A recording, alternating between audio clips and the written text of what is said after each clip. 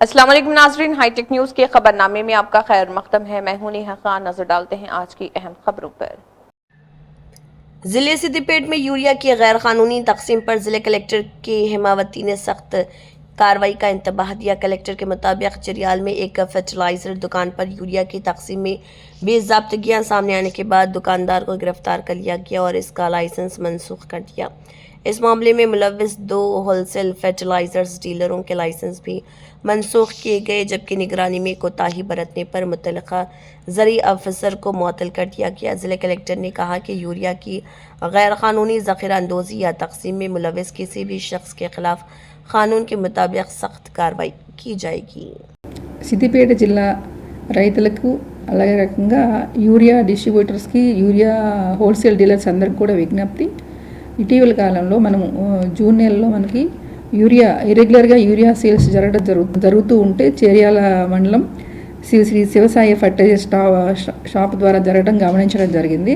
ముఖ్యంగా దీనిలో ఏంటంటే మన స్టేట్ గవర్నమెంట్ మనకి ఈ సీజన్లో అంటే రబీ 2026 సీజన్లో మనకి యూరియా యాప్ని ప్రవేశపెట్టడం జరిగింది. యూరియా ప్రవేశపెట్టినప్పుడు ద్వారా నుంచి మనకి యూరియా సేల్స్ అనేది ప్రాపర్గా జరుగుతూ ఉన్నాయి. మనకి ఎక్కడ లైన్లు లేకుండా ప్రాపర్గా సేల్స్ మానిటరింగ్ చేయడం జరిగింది. సో రైతులందరూ కూడా చాలా సాటిస్ఫైడ్ అవడం జరిగింది ఈ యాప్ ద్వారా.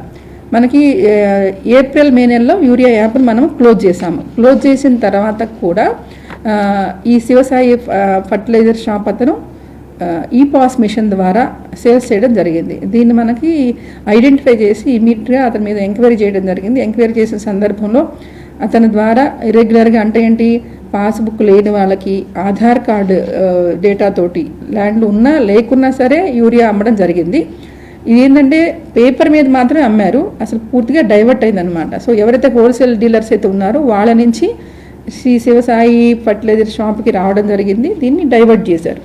కాబట్టి ఈ సేల్స్ని ఐడెంటిఫై చేసి ఇమీడియట్గా ఎంక్వైరీ చేసి అతని మీద యాక్షన్ తీసుకోవడం జరిగింది. ఇమీడియట్గా కేసు బుక్ చేయడం జరిగింది. అంతేకాకుండా ఎవరైతే అగ్రికల్చర్ ఆఫీసర్ ప్రాపర్గా మానిటరింగ్ చేయలేకపోవడం వల్ల ఇతని మీద కూడా సస్పెండ్ చేయడం జరిగింది. కాబట్టి ఎవరైనా సరే మనకి ఎసెన్షియల్ కమాడిటీస్ యాక్ట్ ప్రకారం దీన్ని కనుక వైలేట్ చేస్తే డీలర్స్ కానీ అఫీషియల్స్ కానీ సరిగ్గా ప్రాపర్గా మానిటరింగ్ చేయకపోతే కనుక తప్పకుండా కఠిన చర్యలు తీసుకోవడం జరుగుతుందని విజ్ఞప్తి చేయడం జరిగింది. కాబట్టి దయచేసి దీన్ని ఎవరు కూడా వైలేట్ చేయొద్దని కోరడం జరుగుతూ ఉంది. అంతేకాకుండా ఎవరైతే కనుక ఇతనికి శ్రీ సాయి శివ ఫర్టిలైజర్ షాప్ అతని మీద అతని లైసెన్స్ క్యాన్సిల్ చేయడం జరిగింది.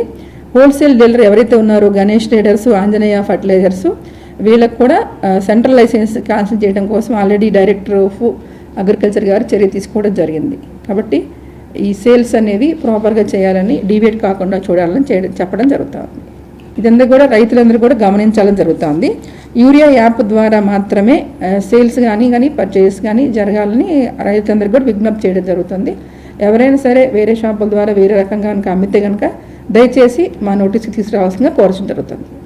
యూరియా యాప్ ఉపయోగించుకోవడం ద్వారా మనం డైవర్ట్ కాకుండా చూడగలుగుతాము. కాబట్టి తప్పకుండా అందరూ కూడా యూరియా యాప్ ద్వారా మాత్రమే సేల్స్ చేయాలి, యూరియా యాప్ మాత్రమే ఉపయోగించుకోవాలి. కాబట్టి ఇంకో రకంగా ఏ రకంగా ఎవరైనా సరే కనుక అమ్మితే కనుక కఠిన చర్యలు తీసుకోవడం జరుగుతుంది. కాబట్టి ఇదందరూ కూడా గమనించాలని కోరుతున్నాను.